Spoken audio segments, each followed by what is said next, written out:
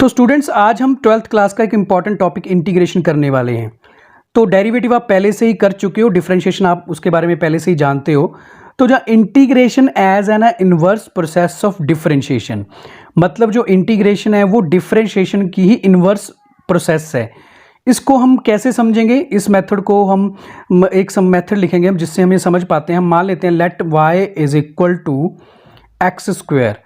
तो अगर हमने इसका डिफरेंशिएशन यानी कि डेरिवेटिव करना हो तो आएगा dy upon D x is equal to 2x, यानी कि 2 है जो मल्टीपल में आ गया और x की रेज टू पावर है जो वो एक कम हो चुकी है। तो dy अपॉन डी एक्स हमारे पास जो है 2x आ गया। अब पहले मैं आपको इसका इंटीग्रल करने से पहले मैं आपको इंटीग्रेशन का एक जनरल मेथड बताता हूँ कि हमारे पास इंटीग्रेशन का जनरल मेथड होता है। x raise to power n dx का इंटीग्रल होगा x raise to power n+1 over n+1 plus c हम इसमें कांस्टेंट लिखते हैं। अगर हमारे पास इंडेफिनेट इंटीग्रल हो तो यहाँ पे कांस्टेंट c आ जाता है। तो ये हमारा एक जनरल मेथड है। अब इस मेथड की हेल्प से हमारे ऊपर वाले डेरिवेटिव को हम इंटीग्रल में कन्वर्ट करने की कोशिश करते हैं। तो देखते हैं हमारे पास क्या आंसर बनेगा। तो हम क्या करेंगे, y हमारा जो है वो एज इट इज रहेगा और dx उधर जाके मल्टीपल में हमारे पास 2x dx बन जाएगा, और जो हमारा d था वो उधर जाके डेरिवेटिव इंटीग्रल में कन्वर्ट हो गया, मतलब राइट साइड में जाके जो डेरिवेटिव है वो इंटीग्रल में कन्वर्ट हो चुका है। अब हम इसका इंटीग्रेशन करेंगे हमारे ऊपर वाले दिए गए मेथड के अकॉर्डिंग। तो ये बन जाएगा 2x dx, 2 कांस्टेंट होने की वजह से आउटसाइड आ गया।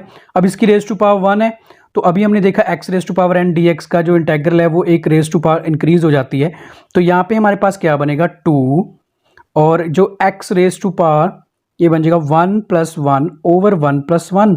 देन c को हम अवॉइड कर देते हैं, फिलहाल हम c कांस्टेंट यहाँ पे नहीं लिखेंगे।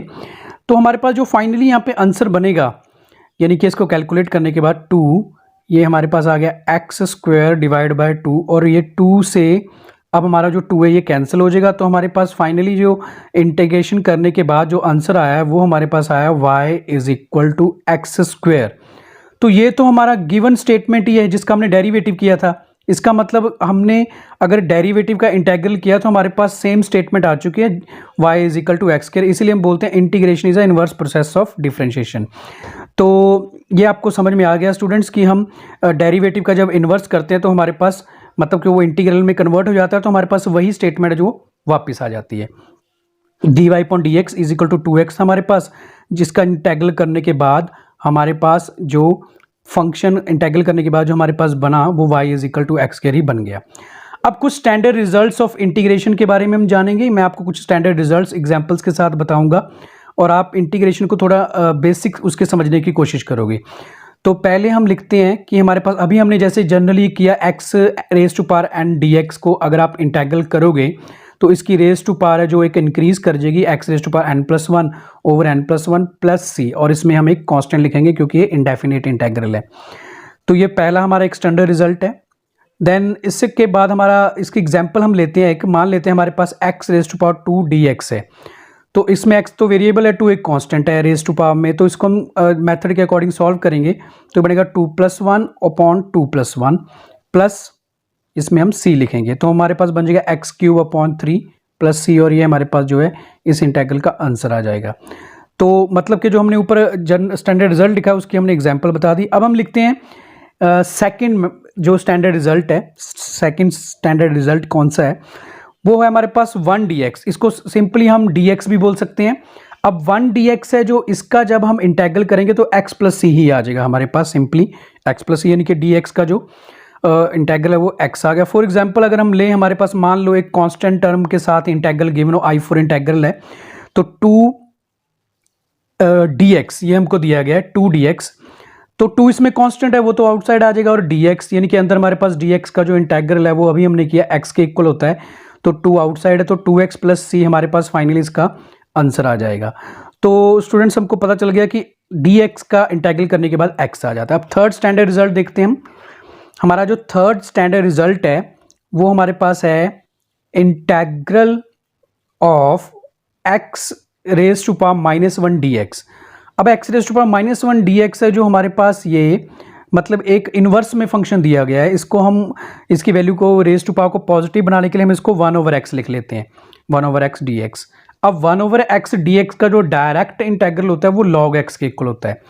हम इससे पहले स्टूडेंट्स जो है डेरिवेटिव कर चुके हैं, तो आप जानते हो कि log x का जो डेरिवेटिव होता है वो 1/x के इक्वल होता है, बट इसमें x नॉट इक्वल टू 0 होना चाहिए, क्योंकि 1/x इसमें हमारे पास फंक्शन है तो x 0 के इक्वल नहीं होगा। नाउ फोर्थ रिजल्ट है हमारे पास, फोर्थ रिजल्ट में हम लेंगे a raise to power x, मतलब इसमें कांस्टेंट की जो पावर है वो एक वेरिएबल है x है और इसका हमने डेरिवेटिव करना है। तो इसका डायरेक्ट रिजल्ट बनेगा a raise to power x और divided by log of a plus c।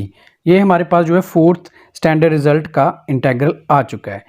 तो इसकी हमें कोई एग्जांपल लेके देखते हैं। अगर हमें इसकी कोई एग्जांपल है, जैसे मान लो 2 raise to power x dx हो और 2 इसमें कांस्टेंट और x एक वेरिएबल है, मतलब कि जिसका विद रिस्पेक्ट टू हमने डेरिवेटिव इंटीग्रल करना है, तो ये 2 raise to power x log of 2 बन जाएगा और प्लस c, ये हमारे पास जो है इसका आंसर आ जाएगा। तो ये था हमारा फोर्थ स्टैंडर्ड रिजल्ट। उसके बाद हम देखते हैं कि हमारा फिफ्थ स्टैंडर्ड रिजल्ट कौन सा है। Fifth standard result of integration, तो हमारे पास एक इंटीग्रेशन है जिसमें exponential raise to power x dx, ये एक्सपोनेंशियल e को बोलते हैं हम, ये एक्सपोनेंशियल एक फंक्शन है, इसको आप पहले से ही जानते हो। इसका डेरिवेटिव करने पर यही वापस आ जाता है। तो हम देखते हैं इंटीग्रल करने पे क्या होगा, e raise to power x divided by log e, हमारे पिछले रिजल्ट्स के अकॉर्डिंग है। आप जानते हो पहले से ही कि log e है जो हमारा वो 1 के इक्वल होता है, तो इसका मतलब log e तो हमको दिखाने की जरूरत ही नहीं है, हमारे पास आ गया e x plus c. It means जैसे exponential e raise to power x का डेरिवेटिव e x होता है, इंटीग्रल भी सेम ही होता है। हम एक एग्जांपल लेते हैं कि मान लीजिए हमारे पास एक i इंटीग्रल है e raise to power 2x dx के इक्वल, तो इसका हमको इंटीग्रल करना है। तो ये हमारे पास बनेगा e raise to power 2x and divided by 2 plus c, ये हमारे पास जो आंसर आ गया, क्योंकि इसमें 2x के साथ एक कांस्टेंट टर्म थी तो उसका भी डेरिवेटिव करते हैं हम, तो हमारे पास वो डिवाइड में आ चुका है t2, तो प्लस सी हमारे पास ये आंसर आ गया। नाउ हम लिखेंगे अब सिक्स्थ रिजल्ट के बारे में। सिक्स्थ स्टैंडर्ड रिजल्ट वो हमारे पास होता है, सिक्स्थ स्टैंडर्ड रिजल्ट वो हमारे पास होगा साइन ऑफ x dx। ये बहुत ही सिंपल है और डायरेक्ट होता है। जैसे साइन x का हम जानते हैं कि डेरिवेटिव cos x होता है, तो इसका इंटीग्रल भी cos x होता है, बट इसमें नेगेटिव होता है, minus of cos x plus c. Derivative positive cos x होता है साइन x का, बट इसमें नेगेटिव। अब सेवंथ स्टैंडर्ड रिजल्ट में cos x dx का, cos x का जो डेरिवेटिव होता है वो sin x होता है, माइनस sin x होता है, बट इसमें जो इंटीग्रल है वो पॉजिटिव यानी कि प्लस ऑफ sin x होगा प्लस सी, यानी सिर्फ साइन का ही डिफरेंस है डेरिवेटिव और इंटीग्रल में, बाकी जो है वैल्यू सेम है। नाउ एट्थ स्टैंडर्ड रिजल्ट देखते हैं हम। एट्थ स्टैंडर्ड रिजल्ट में हमारे पास है सीकेंट स्क्वायर x dx। तो सीकेंट स्क्वायर dx जो है ये हमारा डेरिवेटिव है tan x का, तो इसका मतलब इसका जो इंटीग्रल होगा वो हमारे पास होगा tan ऑफ x प्लस सी। इसका मतलब ये इसका इन्वर्स है, डेरिवेटिव का इन्वर्स जो है डिफरेंशिएशन है, तो tan x का अगर डेरिवेटिव सीकेंट स्क्वायर x है तो सीकेंट स्क्वायर x का जो डेरिवेटिव इंटीग्रल वो tan x हो चुका है। सिमिलरली अगर आप कोसेकेंट स्क्वायर x का जो है इंटीग्रल करो, जो कि cot x का जो डेरिवेटिव होता है, तो बन जाएगा minus of cot x plus c. cot x का जो डेरिवेटिव है माइनस कोसेकेंट स्क्वायर x होता है, तो इसका इंटीग्रल कोसेकेंट स्क्वायर x का माइनस cot x प्लस सी बन चुका है। Now tenth standard result secant x tan x। अब आपको देखने से ही पता चल रहा है कि सीकेंट x tan x किसी फंक्शन ट्रिग्नोमेट्रिक फंक्शन का डेरिवेटिव है जो कि सीकेंट x का होता है, तो इसका मतलब इसका इंटीग्रल क्या होगा, सीकेंट x प्लस सी। तो ऐसे ही सिमिलरली हमारे पास जो 11th स्टैंडर्ड रिजल्ट है वो हमारे पास है cosecant x cot x into dx। ये डेरिवेटिव किसका है, ये कोसेकेंट x का डेरिवेटिव है जो कि minus cosecant x cot x के बराबर होता है, तो इसका इंटीग्रल क्या होगा, minus of cosecant x plus c. ठीक है, ये हो गया हमारा 11th standard result. Now 12th standard result कौन सा है हमारे पास। 12th स्टैंडर्ड रिजल्ट के बारे में बात करेंगे। ये इसका मतलब हमको समझ में आ गया कि ट्रिग्नोमेट्रिक फंक्शंस में जो है वो एक दूसरे के इन्वर्स होते हैं, जो डेरिवेटिव में जो है वो इंटीग्रल में उसका इन्वर्स होता है। नाउ अब हम लेते हैं कि result 12th result inverse trigonometry वाला, मतलब कि 1 dx upon under root 1 minus x square. तो ये भी आप जानते हो कि साइन इनवर्स x का डेरिवेटिव है, तो इसका इंटीग्रल साइन इनवर्स x हो गया। सिमिलरली जस्ट ऐसे ही एक और हमारे पास रिजल्ट है जिसको हम यहाँ पे जो है 13th रिजल्ट बोलेंगे। तो 13th रिजल्ट जो हमारे पास है वो भी कुछ ऐसा ही है, उसमें बस डिफरेंस ये है कि यहाँ पे हम लिखेंगे minus of dx root 1 minus x square. तो ये तो हमारे पास यहाँ पे dx हम आएगा। तो ये तो हमारे पास cos इनवर्स x का जो है डेरिवेटिव है, तो इसका मतलब जो ये इंटेग्रल हुआ ये cos इनवर्स x का हो गया, cos inverse x plus c. But अगर इस फंक्शन में हमारे पास पॉजिटिव भी दिया हो, ये इंटेग्रल हमारा पॉजिटिव दिया हो, तो आप इसके रिजल्ट को नेगेटिव कर दो cos इनवर्स x, ये एक ही बात है, सेम थिंग है ये, तो ऐसा हम कर सकते हैं। नाउ नेक्स्ट जो हमारा स्टैंडर्ड रिजल्ट है, 14th स्टैंडर्ड रिजल्ट, वो है integral of dx 1 plus x square. तो आपको देखने से पता चल रहा है ये तो tan इनवर्स x का डेरिवेटिव है, इसका मतलब इसका इंटेग्रल हो गया tan इनवर्स x प्लस सी के इक्वल। सिमिलरली अब हमारा 15th स्टैंडर्ड रिजल्ट है जो, वो होगा dx divided by 1 plus x square और माइनस, अब इस माइनस के कारण ये हमारे पास cot इनवर्स x के इक्वल बन चुका है। बट अगर आप इसके नेगेटिव सिंबल को पॉजिटिव कर दो तो नेगेटिव साइन इधर आ जाएगा, cot इनवर्स x प्लस सी। तो आप ऐसे भी लिख सकते हो इस स्टैंडर्ड रिजल्ट को। जो प्लस है वो यहाँ पे मतलब अगर हम यहाँ पे माइनस था तो cot इनवर्स x ही आएगा, अगर प्लस हो गया तो यहाँ राइट साइड में हमारे पास result minus cot inverse x बन जाएगा। नाउ 16th स्टैंडर्ड रिजल्ट कौन सा है हमारे पास, वो हम लिखेंगे, तो dx x modulus x square plus 1। तो ये जो हमारा स्टैंडर्ड रिजल्ट है ये किसी का डेरिवेटिव है, और ये जो डेरिवेटिव होता है हमारा ये सीकेंड इनवर्स x का डेरिवेटिव होता है, तो इसका इंटेग्रल सीकेंड इनवर्स x हो गया।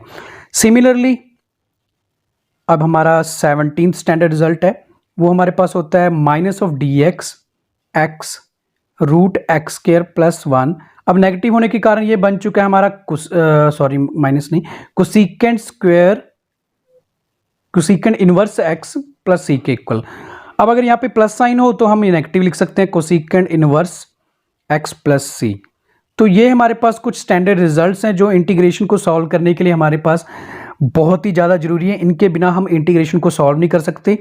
और आप देख रहे हो कि इसमें ज़्यादातर जो हमारे रिजल्ट्स हैं वो डेरिवेटिव के साथ ही मैच करते हैं, मतलब अगर जिसका डेरिवेटिव हमको पता हो तो उसका इन्वर्स करने पर हमारे पास उसके इंटेग्रल की वैल्यू यानी कि रिजल्ट बन जाता है। तो स्टूडेंट्स, आई होप आपको जो आज की वीडियो अच्छी लगी होगी, आप ऐसे ही मेरे साथ बने रहिए। थैंक्स।